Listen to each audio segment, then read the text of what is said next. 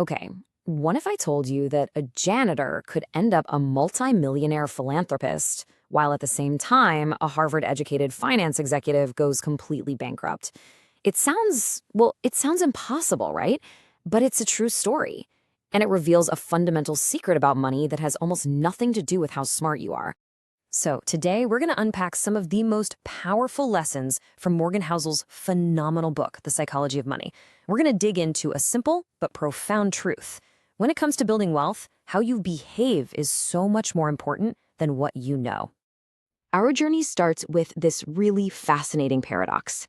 It's a real-life financial mystery that's rooted in the stories of two very, very different men, the janitor and the executive.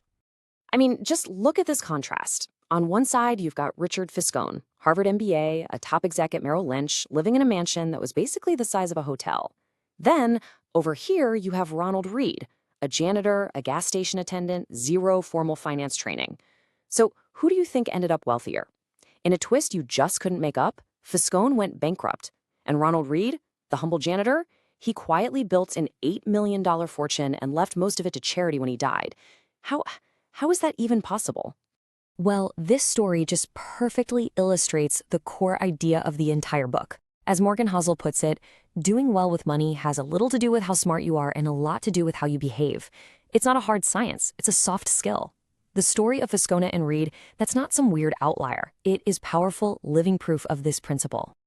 Okay, so if our behavior is the real key, we gotta understand what's driving it.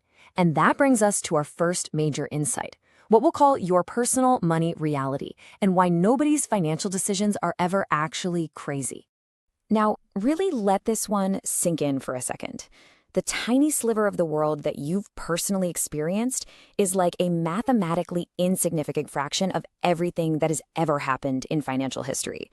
And yet, that little sliver dictates about 80% of how you think money works.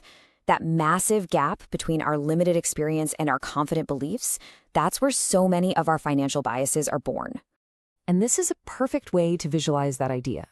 Look, if you were born in 1950, you spent your formative years watching stocks basically go nowhere. To you, investing probably looks like a total sucker's bet. But if you were born just 20 years later, you saw the market explode, going up 10 times over. Investing looks like the most obvious path to wealth. It's the same world, just a different timeline, leading to completely different and equally valid perspectives. Neither one of those people is crazy. They're just products of their time. So the really crucial point here is this. The financial choices you make, they make perfect sense when you look at them through the lens of your own unique life story. Understanding this helps us be a little less judgmental of others and a whole lot more aware of our own built-in biases. And this leads us right into a concept we often, prefer to ignore, the inseparable roles of luck and risk.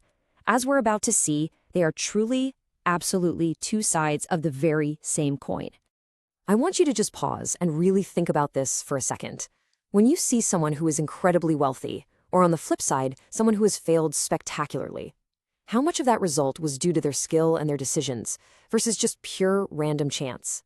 This story just makes the point better than anything else. We all know Bill Gates, but his success story includes an insane 1 in a million stroke of luck. He just happened to attend one of the only high schools in the entire world in 1968 that had a computer. But there was another kid in his group, Kent Evans. Gates himself said Evans was just as brilliant, just as ambitious. They were going to build their company together. But Kent was hit by a tragic 1 in a million piece of risk. He died in a mountaineering accident before he even graduated. Same talent, same drive, totally different fates. You see, luck and risk are siblings. They are the reality that forces completely beyond our individual effort are constantly guiding our outcomes. You can't praise someone for their luck without also acknowledging that someone else, who might have been just as talented, could have been completely undone by risk. Okay, now for our third and final insight. And this is such a powerful trap in our modern world. The danger of more, or why the goalpost never seems to stop moving. This anecdote it's perfect. So the author Joseph Heller is at a party, and someone tells him that their billionaire host made more money in a single day than Heller's famous book, Catch-22, had made in its entire history. Heller's reply is pure genius. Yes, but I have something he will never have. Enough. That one single word, enough, is maybe the most powerful concept in all of finance. And when you don't have that sense of enough, you get these cautionary tales. Rajat Gupta was worth $100 million. Bernie Madoff ran a legit business making tens of millions a year. They had everything, but they wanted more. And that insatiable appetite for more led them to risk their freedom, their reputation, everything they had, all for money they didn't even need. And of course, they both ended up in prison. So the lesson here is that the hardest financial skill has nothing to do with numbers. It's about getting the goalpost to stop moving. You have to escape that trap of social comparison because it's a battle you can never, ever win. The key is to never risk what you have and truly need for something you don't. Your reputation, your freedom, your family, those things are priceless and they should never, ever be part of the gamble. And all of this brings us right back to where we started. After looking at all these stories, from the janitor to the billionaires, the conclusion is actually pretty simple. Financial success isn't about some complex formula. It's a soft skill. It's all about your behavior, your humility, and your own personal definition of enough. In the equation of your financial life, you are the most important variable. So I'll just leave you with this to reflect on.